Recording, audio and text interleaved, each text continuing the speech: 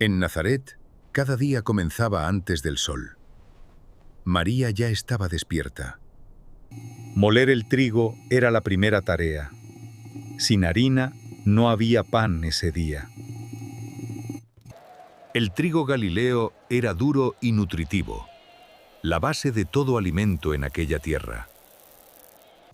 Sin fuego no había cocina. Cada mañana, el hogar debía encenderse desde cero. El pan de María era plano, sin levadura. Agua, harina, sal y fuego, solo eso. En segundos, el calor transformaba la masa cruda en pan. Alimento sagrado y diario. Las lentejas eran el plato más antiguo de Israel, las mismas que Esaú vendió su primogenitura. El agua era vida. Cada jarra cargada desde el pozo era un viaje de ida y vuelta a sobrevivir. El aceite de oliva era moneda, medicina y alimento. Nada se cocinaba sin él en Galilea. El comino y el cilantro daban sabor y medicina a cada guiso. El mercado era la farmacia. Cada especia era elegida con precisión. El sabor final reflejaba el cuidado de quien cocinaba. El ajo y la cebolla eran inseparables del guiso galileo. Sabor antiguo, arraigado en la tierra. Horas de fuego lento convertían ingredientes humildes en sustento para todo el día. Las aceitunas conservadas en sal acompañaban cada comida. Duraban semanas sin refrigeración alguna. Los higos secos eran el dulce de los pobres. Energía concentrada para jornadas largas de trabajo. Los dátiles del Jordán eran famosos en todo el imperio. Dulzura natural en un mundo sin azúcar. La granada simbolizaba fertilidad y abundancia. Sus semillas, como los hijos de Israel. Una sola lámpara alumbraba toda la casa. Jesús hablaría de ella años después en sus parábolas. El pescado salado del lago Kineret llegaba a Nazaret seco y preservado. Proteína esencial. El caldo de pescado salado era nutritivo y rendía mucho. Para una familia entera con poco. Las hierbas se secaban colgadas del techo. Farmacia, especiero y perfume en una sola viga. El eneldo se menciona en el Evangelio. María lo conocía como remedio y como condimento. Nazaret era una aldea pequeña y olvidada. Sin embargo, el mundo la recuerda para siempre. El pan de cada día exigía esfuerzo físico real. Las manos de María lo sabían bien. El primer pan del día salía caliente y dorado. El olor llenaba toda la casa pequeña. Partir el pan era un gesto sagrado. Lo haría su hijo en miles de mesas a lo largo del mundo. Este era el desayuno de Jesús. Pan, aceite, aceitunas y fruta. Humilde, suficiente, sagrado. Cada jarra era el resultado de un esfuerzo físico real. El agua no llegaba sola en Nazaret. El agua del pozo era sagrada por el trabajo que costaba traerla. Nunca se desperdiciaba. Los garbanzos debían remojar toda la noche. La cocina bíblica requería planificación y paciencia. El potaje de garbanzos tardaba horas. Era el plato principal de muchos mediodías en Nazaret. Moler durante horas era agotador. 2 mujeres molían juntas para acelerar el trabajo diario. Pan con aceite de oliva. El desayuno más repetido en la casa de María durante 30 años. La miel silvestre de la tierra de Canaán era el único dulce natural disponible. Juan Bautista la comía. Pan con miel. Un lujo ocasional para una familia sin recursos económicos en la Galilea romana. José trabajaba la madera mientras María cocinaba. 2 oficios, una sola familia, un solo destino. El mediodía en Nazaret era brutal. El calor detenía el trabajo. Era la hora de comer juntos. Retirar la olla del fuego era delicado. El barro caliente quemaba con rapidez la piel desnuda. Cada cuenco era llenado con cuidado. Nadie comerá más que otro en la mesa de María. Esta mesa sencilla fue testigo de conversaciones que cambiarían la historia del mundo entero. Después del almuerzo, el fuego dormía. Pero pronto María volvería a encenderlo para la cena. El mercado de Nazaret cerraba con el sol.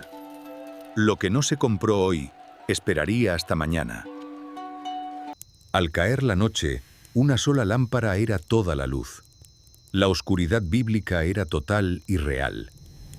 La sopa de la noche era más ligera. El estómago descansaba antes de la oscuridad larga del sueño. La noche en Nazaret era de oscuridad absoluta. Vivían en ella sin miedo porque la conocían bien. El sábado cambiaba todo. No habría cocina. El fuego se apagaría. La ley era clara. El pan del sábado se cocinaba el viernes. La ley prohibía encender fuego durante el día sagrado. El vinagre diluido era bebida común de los pobres. Lo mismo que ofrecieron a Jesús en la cruz. El vino era consumido mezclado con agua. Sin agua, el vino era demasiado fuerte para el trabajo. María conocía las hierbas medicinales de memoria. Cada madre galileana era también curandera. La menta era remedio para el estómago y bebida de calor. Jesús probablemente la tomó de niño. Nazaret miraba al mundo desde sus colinas. Un pueblo que no esperaba ser el centro de la historia. Antes de la Pascua, la casa debía estar libre de levadura. La ley era minuciosa e ineludible. La Pascua era la comida más importante del año. Recordaba la liberación de Egipto. Siempre. Al regresar, el primer acto era encender el fuego. La casa volvía a vivir con la llama encendida. Cada año subían a Jerusalén para la Pascua. El viaje tomaba días desde Nazaret por los caminos. El cordero de la Pascua debía ser sin defecto. La selección era cuidadosa y tenía un peso enorme. Las hierbas amargas recordaban la esclavitud en Egipto, el sabor del sufrimiento hecho alimento. El charoset recordaba el mortero con el que los hebreos construyeron las ciudades del faraón. Esta noche, miles de años atrás, el ángel de la muerte pasó de largo. La memoria lo mantenía vivo. El aceite que no faltó en casa de la viuda de Elías era el mismo milagro que María conocía bien. Cada compra era calculada con precisión. Una familia de artesanos no tenía margen para el despilfarro. La cosecha de primavera llenaba el mercado de trigo. Las familias compraban para guardar todo el año. En un solo día se preparaba el pan para toda la semana. La planificación era tan importante como la cocina. Jesús dijo: «Vosotros sois la sal de la tierra». Lo dijo conociendo el valor real de la sal en su tiempo. Moler el trigo de la semana podía tomar toda una mañana. El cuerpo de María era instrumento de trabajo. La sal justa hacía la diferencia entre un guiso memorable y uno olvidable. El equilibrio era todo. La higuera del patio era recurso anual. Sus higos alimentaban, sus hojas daban sombra y sus ramas leña. Jesús usaría la vid como metáfora central de su enseñanza. Conocía el fruto desde la infancia. El lagar era un lugar de comunidad. La cosecha se procesaba juntos. La aldea trabajaba como una sola. La leche de cabra era procesada en casa y en el mercado. El queso fresco era proteína asequible. La leche de cabra nutría a los niños galileos, la misma que María le daría a Jesús desde pequeño. Los frutos secos eran las reservas del invierno. Energía concentrada para los meses sin cosecha. Mantener la lámpara encendida requería aceite constante. Las vírgenes necias lo olvidaron, dijo Jesús. El invierno galileo era frío y lluvioso. El hogar era el corazón de la casa en esos meses oscuros. El guiso de invierno era más denso, más oscuro. Los huesos añadían grasa y calor al caldo frío. La primavera traía los primeros frutos frescos. Después de meses de alimentos secos, eran una bendición. Las verduras frescas de primavera eran una fiesta después del invierno. La cocina se aligeraba con la estación. En verano, cocinar adentro era imposible. El hogar se trasladaba al patio. La vida seguía la estación. En verano el pan se cocinaba más rápido.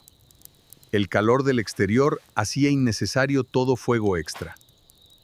30 años de cocina dejaron huella en cada piedra, en cada vasija, en cada herramienta de esta casa. Estas manos callosas y quemadas amasaron el pan que alimentó al Hijo de Dios cada día. Llegó el día en que él se levantó de esa mesa para no volver igual. María lo supo desde antes. Desde cada tejado de Nazaret subía el humo de una cocina. Cada columna de humo era una familia. El humo de la cocina de María subía cada día hacia el cielo. Oración y cocina, inseparables en Israel. El cielo de Galilea era de una claridad imposible para el hombre moderno. Dios estaba muy cerca. Ninguna comida comenzaba sin bendición en la casa de Israel. El alimento era siempre don de Dios. Esta cocina humilde fue el primer templo de Jesús, donde aprendió que lo sagrado vive en lo cotidiano. Esta aldea sin importancia para Roma fue el centro del mundo para quienes conocen la historia verdadera. El fuego de este hogar nunca se apagó del todo. Siempre quedaba una brasa para el día siguiente. El día terminaba como siempre en Nazaret, con el sol sobre Galilea y el humo de las cocinas. De la oscuridad nació la luz. En esta casa humilde, esa verdad se vivía cada noche sin metáfora. Cada día la mesa era puesta de nuevo. La fidelidad de María era tan real como el pan sobre la estera. El aroma de esa cocina es irrecuperable, pero la historia que alimentó permanece para siempre. Aquí, en este hogar humilde, la historia más grande jamás contada comenzó a cocinarse en silencio. 30 años de amaneceres en Nazaret, 30 años de fuego encendido, 30 años de pan partido. En esta cocina ordinaria lo divino habitó. Dios aprendió a tener hambre aquí, entre estas paredes. Cada pan que María hizo fue un acto de fe. Lo ordinario, convertido en sagrado por el amor. 30 años de cocina, 30 años de amor. El mayor misterio de la fe visto desde una olla de barro.